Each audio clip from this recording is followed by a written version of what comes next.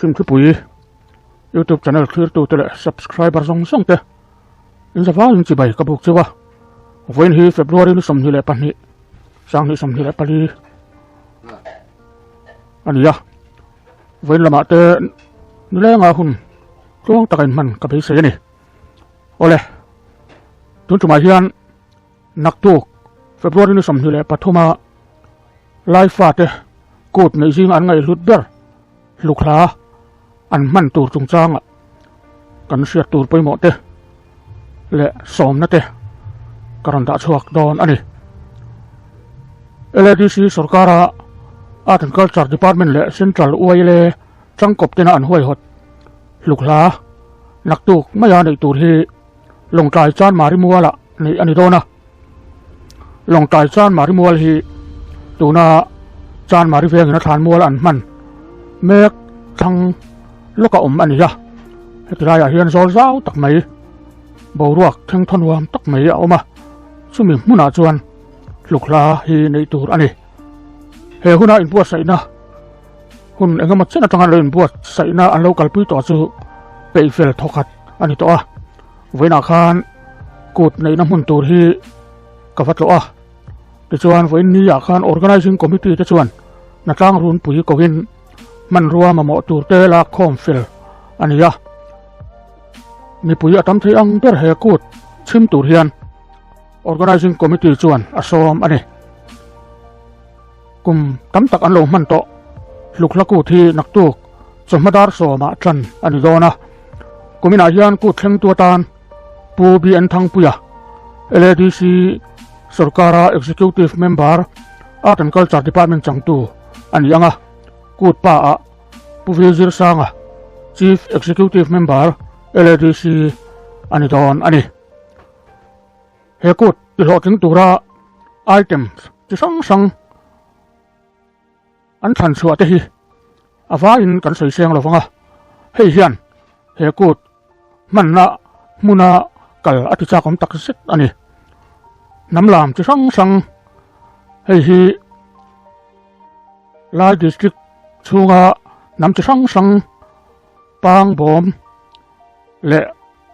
hetilaya Myanmar tangral tlan longkai district chunga te po in hun an ran mang don boka chi tiang chuan namlam chi sang mit ti kai tur mu tur tam em don ani tin hei ba ka hian kan ngai lut em sai thiam sai mu tur om reng dona pon sat te po kai lama buat sai ani don ani tin lai nam tena in fiam na an ngai lut pakhat lai pai palian in ti siak na nei ani dona lo man tak buat sai ani ya tin nulam hel tha thanna miss lukla nei ani dona hemi rual hian nau pang te an hoi hai lu tukang ti hlawin organizing committee chuan little miss le little mister athang don pokani he lukla kut manna tura hian athei chuan akal ten lai nam tar na atan lai thuam te in bill ni thei sela ti in organizing committee chuan akal tur mi pui te an nge na in kan han soi tong khan lai pai ba ka hian lai nam in elna sang te mu tur om don bok ani in he kut manna chan mari muala hian ril trama mi pui te anom lo na turin ei tur chi sang lei thein om don boka hemi ba ka hian LADC Sinwaya department then khaten stall an hong dona chuta chuan lai puan te lai culture ina akentel lai thuam chi sang te po lei tur om dona tin art and culture department chuan le khapu pho chuana stall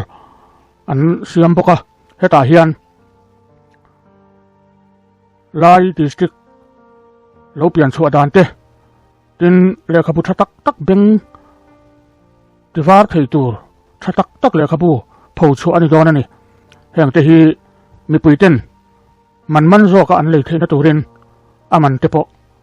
discount ani don bok ani le naktu February som hi pathum zingdar soma chan mari muala in mu theu tumila lim taka he luklaku thi kan man theina turin zani na hian tui takin mu ila naktu kut turin in buat sai ila he kut thi laifa te tana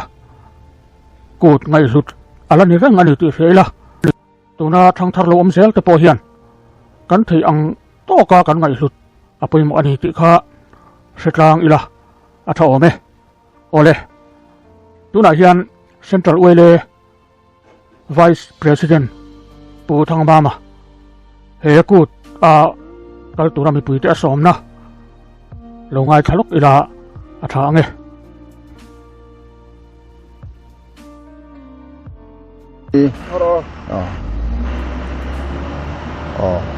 when ai hun lom om tak mai kan media kal tlangin hun tha kan ne ya kan kut man na tur chung changa hun tha te min sem sakawan chung along thu kan se na sa ei kan riat tong khan le mi puya te por riat ti na kan han ti tong khan kum sang ni le sam ni le pali February ni sam ni pathum hi luklak kut kan man ni turatana rom man na lo nei lok to aniang takin naktu ka hian helai chan mari than mol thang fila hian ropui taka man tumania chutiang aman kan tumna in buat sai na zong zong te po pe fel thokhat ani to a mi pui om na turle henglaya culture tup chena lam an so na tur hunte le thil chi rang mamo tur ang nia kan hanin khiat te po kan hanin pe fel to thokhat deuta a ei naktu ka hian lai kut kan kut ro pui tak mai lukla kut thi kan mang don khania he mi mang tur hian long tlai mi pui le a chevela mi pui zong te kut mang turin kan som tak meu chewa naktu ka hian hei kan kut man na tura hian thil chi rang mu turom don culture trup rang te engemazat kan soma chu tiang te chuan lam chi rang te helai a hian songa tin zai thiam mun rang atangin kan som boka chung te po chuan henglai muna hian ron perform zona som na kan ti chu angin henglai mun te a then chuan ron thleng to boka voina thleng tur ten oma naktu ka hian hlung tak helai a hian man kan tum chu ti rual chuan ei tur chi rang kan lai fatina ei phunga kan lo boi sai chi rang te helai muna hian ei tur om don boka tiang chuan